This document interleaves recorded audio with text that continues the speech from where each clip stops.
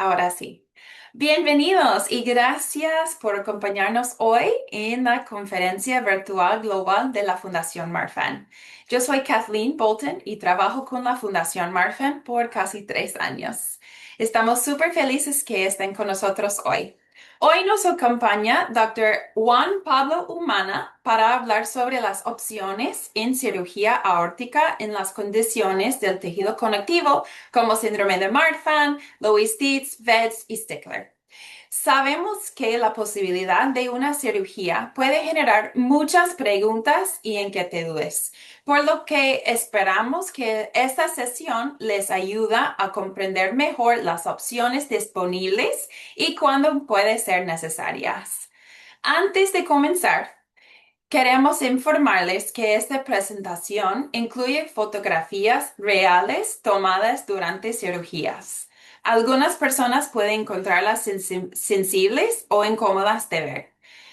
Doctor Hermana procurará avisar al público antes de mostrar esas imágenes para que quienes lo deseen puedan apartar la vista momentáneamente.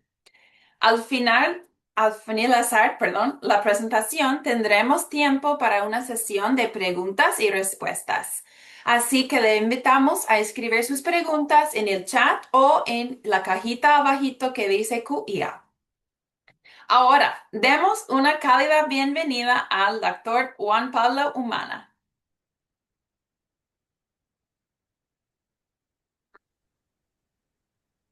Kathleen, gracias, muchísimas gracias por la introducción. Es un placer estar acá para discutir las opciones de cirugía en pacientes con enfermedades de tejido conectivo. Voy a compartir mi pantalla para que podamos Perfecto. empezar a hablar de lo que vinimos a hablar. Ah,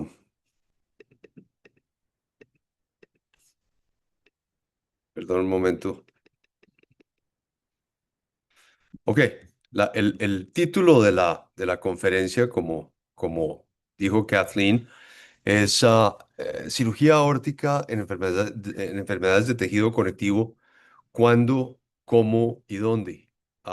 Y les voy a ir explicando de qué estamos hablando y cómo nos pensamos que debe uno enfocar la enfermedad de la aorta en el contexto de deficiencia de tejido conectivo. Dentro de lo que tenemos que empezar a entender es qué es la aorta y cómo está compuesta. La aorta es probablemente uno de los tejidos más largos o uno de los órganos más largos del cuerpo. Arranca en el corazón con la válvula aórtica y la raíz aórtica y se extiende por el tórax hacia arriba al arco aórtico, de donde salen las arterias que van a la cabeza y a los brazos, y desciende posteriormente al lado de la columna hasta pasar al abdomen y llegar a las piernas. Esa aorta, durante cada latido del corazón, recibe en total cerca de 6 litros por minuto de sangre. Luego, una ruptura o una disección aórtica es absolutamente catastrófica por esa razón. Lo que permite a esa aorta mantener ese volumen de sangre y contribuir a la pulsación o al bombeo de sangre al cuerpo es esta composición. La aorta tiene tres capas: la adventicia, la media y la íntima, que están compuestas no solamente de tejidos conectivos, sino además de músculo y de células vivas, como es el endotelio, de nervios, de pequeños vasos arteriales que la alimentan, todo lo cual se ve afectado con las enfermedades de tejido conectivo. Los aneurismas aórticos, entonces, son una dilatación de la aorta, de donde una aorta normal, como ven ustedes a la izquierda, se pasa a un aneurisma aórtico, como ven aquí a la derecha. Los aneurismas aórticos sabemos que tienen una incidencia de 5 a 10 por cada 100.000 personas por año, y predominantemente se localizan en la aorta ascendente y en la raíz aórtica. El 60% de todos los aneurismas aórticos se localizan en la raíz aórtica y aorta ascendente. El arco aórtico se ve afectado mucho menos frecuentemente, en un 10% de los casos, y la aorta descendente en un 30% de los casos. Desde el punto de vista fisiológico es importante diferenciar entre la raíz aórtica y la aorta ascendente tubular. Tenemos que saber también y entender que algo que hemos ido comprendiendo a través de los años en los estudios de historia natural de la enfermedad, y es que a mayor diámetro de la aorta, mayor tensión de de la pared. Sabemos que no todas las aortas son iguales y sabemos también que en la medida en que la aorta se dilata, tiene una mayor probabilidad de afectar la válvula aórtica y en un momento van a entender por qué esto es tan importante. Ahora, cuando hablamos de aneurismas de la aorta, con dilatación de la aorta, ¿por qué hablamos de cirugía? Y la razón primordial es que la cirugía la realizamos de manera profiláctica, es decir, como prevención de una posible disección aórtica. Esta es una foto de una aorta dilatada en un paciente con enfermedad de Marfan, en donde, o síndrome de Marfan, en donde les muestro un cartoon de una disección aórtica, en donde ven ustedes que hay una ruptura de la capa más interna, de la íntima de la aorta, con sangre que pasa entonces por entre todas esas capas que les mostraba anteriormente. Y eso en lo que resulta es en una aorta mucho más débil, una capa de la aorta que ya tiene que contener ese flujo de sangre con muchas menos capas de seguridad. La siguiente es un video de una cirugía de un paciente con una disección aórtica, y es de la vida real. Pero ven ustedes que la aorta se ve como si tuviera un bruising, como si tuviera un moretón por un golpe, y es porque se ha producido esa ruptura de la capa interior con sangre que sale y se mete por entre la íntima, la media y la adventicia. Eso resulta entonces en una gran debilidad de la pared de la aorta con riesgo de ruptura. La disección aórtica es tremendamente riesgosa y lo que sabemos hoy en día es que la disección aórtica tipo A, que es la que les acabo de mostrar, la disección de la aorta ascendente, tiene una mortalidad de 20% en las primeras 24 horas y 50% en una semana. Esos son los pacientes que llegan al hospital, porque sabemos que el 80% de los pacientes con una disección aórtica se mueren antes de llegar a un hospital o a un centro de salud. Por el contrario, cuando se tratan esos pacientes médicamente, el riesgo es del 10 al 20%. Sigue siendo un riesgo alto, como pueden ver, pero es mucho menor que el riesgo de no intervenir o manejarlo médicamente. Ahora, ¿por qué es tan riesgosa? La razón es que tiene una cantidad de complicaciones, como es una ruptura de la aorta al pericardio, causando algo que se llama un taponamiento cardíaco. Se pueden tapar las arterias coronarias, produciendo una malperfusión coronaria, que es básicamente un infarto del músculo del corazón, o insuficiencia aórtica severa con falla cardíaca. Más allá de eso, puede producirse un accidente cerebrovascular o stroke, obstrucción de las arterias que van a la médula espinal, causando paraplegia. Puede producirse un corte de sangre a las arterias del intestino o isquemia mesentérica. Lo mismo con los riñones o las piernas, los miembros inferiores. Entonces, ¿cuándo debemos considerar una cirugía o cuándo debemos considerar una operación? Definitivamente antes de una disección. Ya cuando llegamos al punto de una disección, estamos en una situación mucho más difícil que en la cual estaríamos si hacemos una cirugía profiláctica. Y es ahí donde tenemos que entrar a sopesar o a balancear el riesgo operatorio con el riesgo de un evento aórtico agudo, en donde sabemos hoy en día que en los centros especializados la cirugía electiva es muy segura, con un riesgo que es menor del 1% para cirugía de la aorta proximal. ¿Cuál debe ser entonces el tamaño para intervención? Tenemos múltiples estudios, pero tal vez el que todos conocemos es el producido por Yale y Eleftheriades con Cody, publicado en 1997, en donde sabemos que en 5,5 centímetros o más allá de 5,5 centímetros, específicamente 5,8 centímetros, el riesgo de complicaciones asociados a un aneurisma de la aorta ascendente se dispara de menos del 2% a por encima del 35%. Y sabemos también que estos son datos más recientes, que el 60% de las disecciones aórticas se presentan por debajo de los 5,5 centímetros. Luego, vamos dándonos una idea de cuál es el diámetro en el cual tenemos que pensar en intervenir de manera profiláctica para evitar el desastre que es una disección aórtica. Ahora, does one size fit all? Es decir, queremos que una talla le quede a todo el mundo. La realidad es que no. Y por eso, para prevenir la disección aórtica, tenemos que, además de sopesar el riesgo, entrar a mirar otra serie de parámetros que no son solamente los diámetros de la aorta, como son, por ejemplo, la edad, la presencia de una historia familiar de ortopatía, como es la presencia de aneurismas, si los aneurismas son solamente aórticos o si hay además presencia de aneurismas dentro del cráneo o aneurismas en arterias periféricas.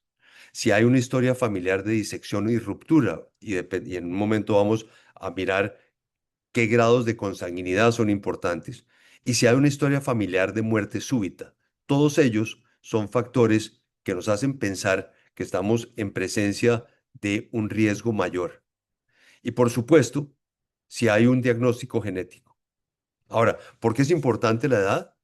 Si el paciente es joven, el crecimiento de la aorta generalmente es más rápido que en pacientes mayores. Se tiene mayor tiempo para desarrollar complicaciones, simplemente porque se tiene una expectativa de vida mayor. Y en personas jóvenes, la probabilidad de una ortopatía genética es mayor. Ahora, ¿cuál es la importancia de la historia familiar? La importancia de la historia familiar, como les decía, se convierte en un factor de riesgo muy importante para disección aórtica. Y es más importante, y como pueden ver ustedes, si los padres tenían una historia de disección aórtica, muerte súbita o ruptura aórtica, el riesgo relativo es aproximadamente de 5. Pero si un hermano lo ha tenido, ese riesgo sube al 18,8. Y si un hijo o hija lo tiene, ese riesgo relativo es del 8,5.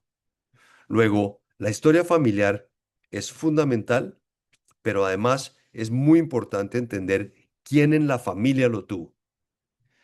Y en la medida en que nos vamos hacia un enfoque genético, podemos empezar a mirar, como vamos a discutir en un momento, con qué tipo de genética debemos intervenir o qué tipo de genética nos va a llevar a intervenir más temprana o más tardíamente en el curso de la enfermedad. Las guías aórticas del 2022 nos muestran con claridad una serie de cosas. La primera es que en síndrome de Marfan, 5 centímetros es el punto de corte para intervenir en la raíz aórtica o aorta ascendente. Pero ese punto de corte se baja a 4,5 centímetros si tenemos factores de alto riesgo. Y los factores de alto riesgo son, una vez más, una historia familiar de disección aórtica, presencia de un crecimiento rápido, y se define como crecimiento rápido en enfermedades de tejido conectivo, un crecimiento mayor o igual a 0,3 centímetros por año. Si hay dilatación difusa de la raíz aórtica y aorta ascendente, o si se encuentra, o si hay presencia de tortuosidad arterial vertebral marcada, como ven ustedes en la imagen al lado derecho. En Loeys Dietz pasamos entonces a un diagnóstico genético, en donde los tipos 1 y 2 tienen un riesgo muchísimo más alto de aortopatía y ruptura a tamaños menores que los tipos 2 y 3. De la misma manera, el SMAD3 está incluido con esos grupos uno y 2, en donde el espectro de presentación, ven ustedes que si son pacientes que se presentan a una edad temprana con, cambios sistémicos, es decir, las fases típicas de Loeys Dietz, y TGBR1 y 2 o SMAD3 son pacientes que tenemos que intervenir a un diámetro menor de 4,5, en donde el punto de corte es realmente 4,2, mientras que SMAD2 y ausencia de TGBR1 y 2 nos llevan a una expresión más leve con menor penetrancia. Luego, las guías para Loeys Dietz cambian frente a las guías para Marfan con una importancia grandísima en el diagnóstico genético, en donde en general la intervención es más temprana que en Marfan, especialmente en los tipos uno y 2, en donde tenemos que estar pendientes de todos aquellos pacientes que tengan un diámetro de la aorta mayor o igual a 4 centímetros. Ahora, si vamos a la clasificación clínica y hablamos de aneurismas aórticos sindrómicos, eso es solamente el 5%. Los no sindrómicos son el 95%, en donde solamente el 20% son familiares y el 80% esporádicos, con una gran variedad de ortopatías congénitas, en donde las guías de intervención varían de acuerdo a la variante genética y la presencia de factores de riesgo, con una serie de thresholds o tamaños guía de la aorta que varían de 4 a 4,5 centímetros, dependiendo de la presencia de factores de riesgo. Ahora, ¿cuáles son los objetivos de la cirugía? El primero es hacer una cirugía en donde resequemos o quitemos la totalidad de la aorta que está comprometida o enferma. El segundo objetivo es preservar o restaurar la función de la válvula aórtica, en donde en la medida en que podamos, debemos preservar la válvula aórtica nativa del paciente para evitar de esa manera la necesidad de anticoagulación a largo plazo o complicaciones, y establecer o mantener un flujo de sangre que sea lo más cercano al que teníamos de nacimiento posible. Y por supuesto, la seguridad del paciente. Entonces, ¿cuál cirugía debemos hacer en qué pacientes? Los tipos de cirugía son una, la cirugía de Bentall, en donde reemplazamos no solamente la aorta enferma, sino la válvula aórtica. Y el otro tipo de cirugía es la cirugía de preservación de la válvula aórtica, en donde reimplantamos la válvula aórtica dentro de un tubo de Dacron o cirugía de David, o remodelamos la raíz aórtica, que es el procedimiento de Jacob. Ahora voy a mostrar unas fotos de una y otra cirugía, en donde les voy a explicar cuál es mi preferencia en pacientes con enfermedades de tejido conectivo. Pero el Bentall básicamente involucra resecar por completo la válvula aórtica, en donde la válvula aórtica es una válvula enferma y que no podemos preservar, y la reemplazamos por un tubo con una válvula dentro del mismo. El reimplante de la válvula aórtica, por otra parte, ven ustedes una aorta dilatada con un aneurisma en este sitio. Esta es una coronaria y esta es la válvula aórtica que se ve pequeñita allá en el fondo, en donde ven ustedes que la válvula aórtica es por lo demás completamente normal, pero como dije al principio, en la medida en que la aorta se dilata, la válvula aórtica no logra llenar el espacio y empieza a presentar una insuficiencia, que es lo que tenemos que corregir. La válvula entonces la dejamos intacta después de quitar la totalidad de la aorta enferma, y la reimplantamos dentro de una neoaorta, que es un tubo de Dacron, dentro del cual la válvula que antes no funcionaba bien, ahora funciona completamente normalmente. La ventaja de preservar la válvula aórtica es que tiene a largo plazo una muchísima menor incidencia de complicaciones relacionadas con la válvula. Entonces, en este estudio, comparando reemplazo de válvula aórtica con bioprótesis o válvulas biológicas de cerdo o de vaca y válvulas mecánicas en azul, ven ustedes como en verde la preservación de la válvula aórtica tiene una incidencia de complicaciones relacionadas con la válvula a largo plazo que es significativamente menor que aquellas presentes en pacientes que reciben una válvula biológica o una válvula mecánica. ¿Cómo determinamos el mejor procedimiento? Es la siguiente pregunta. Lo primero es edad.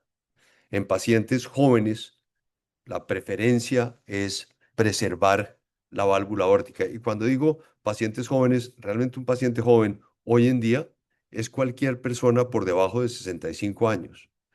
Y por encima de 70 hay pacientes que pueden ser mucho más jóvenes de lo que es su edad cronológica. Cuando digo edad, realmente lo que observamos es cuál es la condición general del paciente. Si estamos hablando de una persona de 75 años que realmente aparenta tener 60, pues entonces la edad fisiológica de ese paciente no es la misma que su edad cronológica. Y esas son consideraciones que son tremendamente importantes en la toma de la decisión. El tercer factor es si el paciente o la paciente ha tenido alguna cirugía previa. Si ha tenido una cirugía por una disección aórtica anteriormente, si le han hecho un reemplazo de válvula aórtica en el pasado, pues preservar la válvula aórtica no va a ser posible.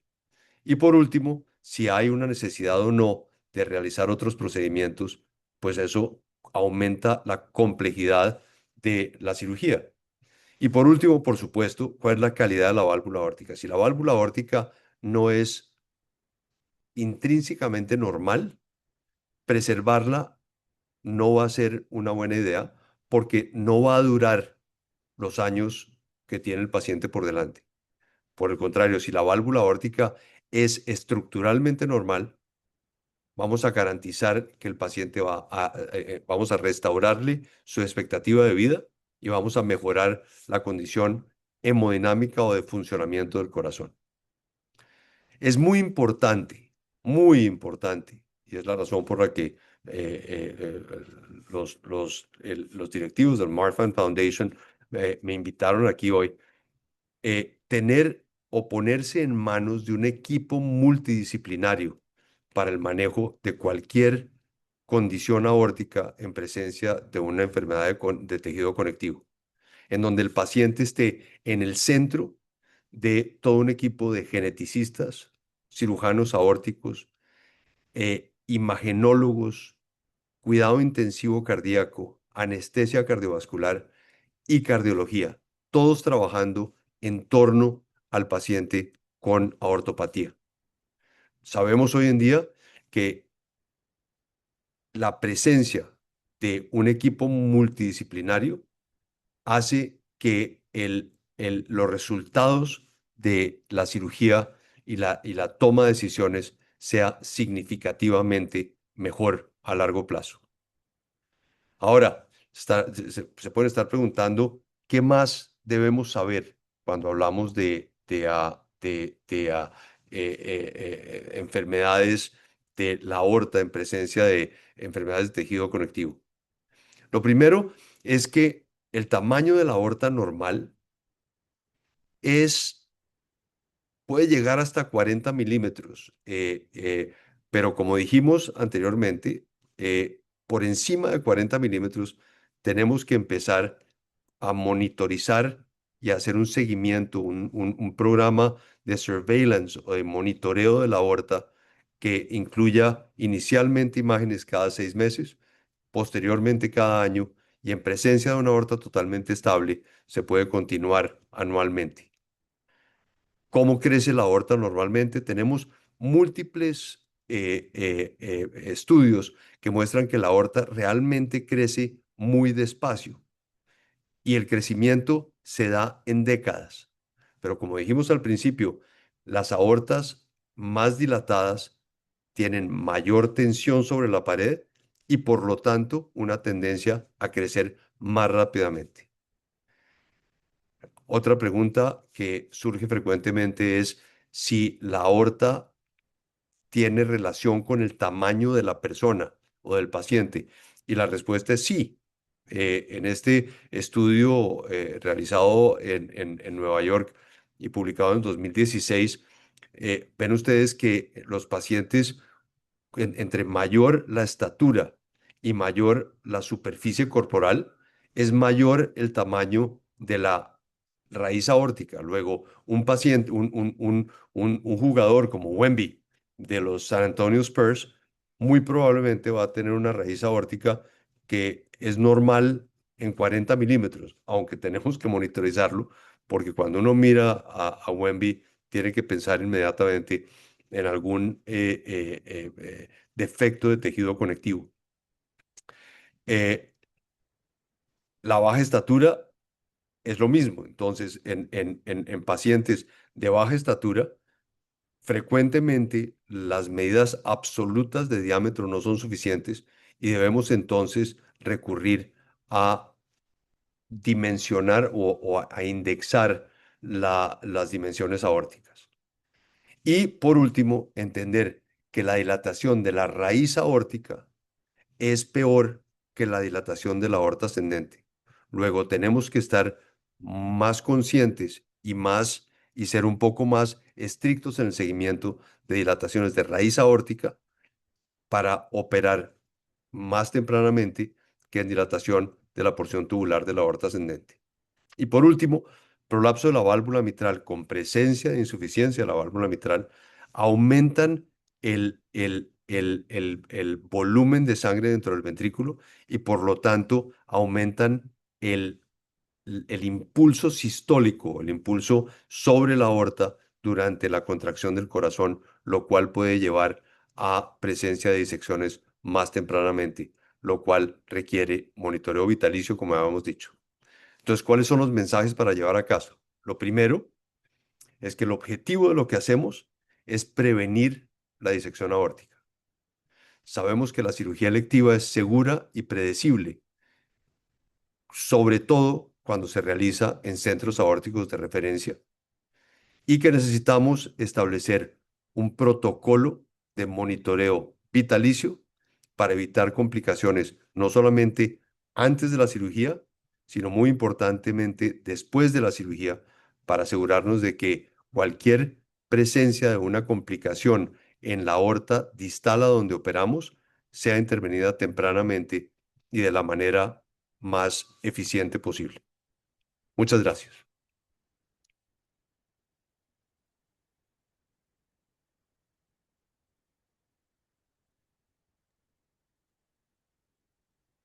Muchísimas gracias. Em, Vamos con algunas preguntas que tenemos. Primero quería decir muchísimas gracias por la información. Fue una presentación súper lindo y con cada respeto a la cirugía. No solo es, ok, hay que cirugía y solo hay una opción. Es como explicaste muy bien. Muchas gracias. Em, Vamos con la primera pregunta porque ya tenemos algunas. ¿Qué les diría a los pacientes o familiares que sienten miedo o ansiedad al escuchar que necesitan cirugía? Lo más, creo que la respuesta traté de llevar a eso durante la conferencia, Kathy, eh, si bien cualquier cirugía causa aprensión y da miedo, es importante entender que cuando se realiza en un centro de excelencia, eh, en un centro de referencia para cirugía aórtica, los pacientes van a estar en manos de un equipo multidisciplinario que va a garantizar los mejores resultados posibles. Y por eso dijimos que el riesgo de una cirugía, cualquiera de estas de las que hablé, realmente es menor del 1%. Y cuando hablamos del riesgo inherente de la posibilidad de una disección aórtica, pues estamos, it's a no-brainer, es una comparación muy, digamos, eh, mm, es injusta casi, porque estamos hablando de un riesgo del 10 al 20% si tenemos que operar en una situación de urgencia, versus un riesgo menor del 1% para una cirugía electiva. Sí, sí, es un muy buen consejo. Y la Fundación Marfan tiene una lista de esos centros que sí tienen médicos con experiencia tratando pacientes con síndrome de Marfan, Loeys Dietz, VEDS, etcétera, ¿verdad? Con las condiciones que estamos hablando hoy. Y muchas gracias. Y vamos al siguiente pregunta. ¿Qué avances o cambios importantes ha visto en las opciones que están disponibles de la cirugía aórtica durante los últimos años? Fíjate, creo que lo más importante en salir en los últimos años en enfermedades de tejido conectivo es la preservación de la válvula aórtica con reimplante de la válvula aórtica. Y yo creo que el reimplante de la válvula aórtica es fundamental porque lo que hace es estabilizar por completo la raíz aórtica. Y lo que estamos buscando es eso, es estabilizar la raíz aórtica y preservar la válvula aórtica con su función normal. Eh, Ese, en mi opinión, es el avance, el mayor avance que hemos tenido en los últimos años, seguido, por supuesto, de técnicas para reemplazar el arco aórtico, que aunque es mucho menos frecuente, necesitábamos tener diferentes opciones que nos permitieran hacer esa cirugía de manera más rápida, más segura y con mejores desenlaces a largo plazo. Sí, de acuerdo. Y de hecho, la pregunta siguiente es muy similar a la respuesta. Eh, Mencionó durante su charla las técnicas David y Bentall, ¿verdad? Pero muchas personas están interesadas en la cirugía que se llama PAIRS. Aunque no está disponible aquí en Estados Unidos, ¿no puedes decir un poco sobre qué es la cirugía PAIRS y si eventualmente usted piensa que sí va a ser una opción disponible acá en Estados Unidos? Eh, estamos lejos de que esté disponible en Estados Unidos. Es un concepto interesante diseñado y desarrollado por un paciente o un paciente con enfermedad de Marfan, un ingeniero con Marfan Syndrome, en donde el concepto es desarrollar una cirugía personalizada para todos aquellos pacientes que tengan un inicio de dilatación de la aorta ascendente y de la raíz aórtica. Y consiste en establecer cuál sería el tamaño normal de la aorta y la raíz y crear un forro o un wrapping para la raíz aórtica y aorta ascendente que contenga esa aorta y evite que se siga dilatando a largo plazo. Ahora, es más una cirugía, es aún más profiláctica que la cirugía que estamos proponiendo, que lo que que el concepto que estamos proponiendo. Eh, no no deja de tener riesgos. Como concepto, es un concepto muy interesante. eh, Aplicabilidad a gran escala, estamos todavía por demostrarlo. Creo que como les digo, un concepto interesante que permitiría intervenir más tempranamente y prevenir que se dilate la aorta, pero estamos hablando de un procedimiento que es de corazón abierto, es decir, tenemos que hacer una esternotomía, tenemos que entrar, tenemos que disecar toda la raíz aórtica y colocar este forro alrededor de una aorta que en ese punto no necesariamente requiere una cirugía. Entonces creo que hay una serie de áreas que tenemos que definir antes de que pueda entrar al mainstream. Ujú, de acuerdo. Está todavía, eh, creo que ese PERS es como muy popular porque la gente a veces piensa que no es igual a cirugía abierta.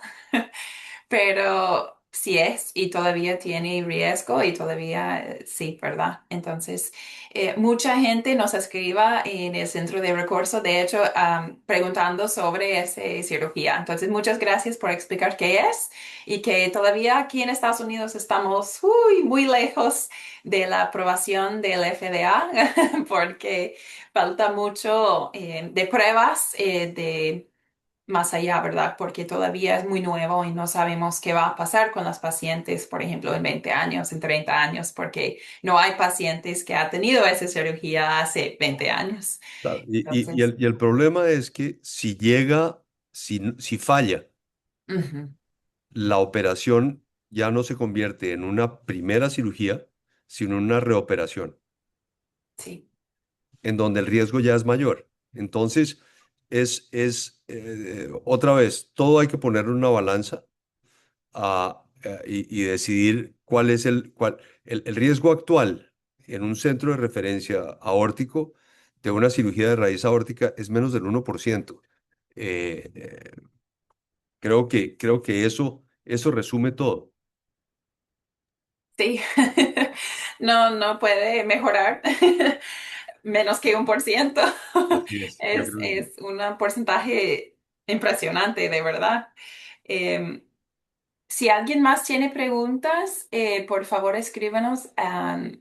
En el sitio web tenemos en marfan.org/ask, ASK, perdón, y llega a nosotros en el Centro de Recursos y Ayuda. Si nadie tiene más preguntas, voy a empezar el cierre, que muchas gracias, doctor Humana, por compartir su tiempo y su conocimiento con nuestra comunidad y con nosotros hoy. Y gracias a todos ustedes que acompañaron y participaron hoy. Esperemos que esta información les haya resultado súper útil. Yo sé que para mí sí fue súper útil.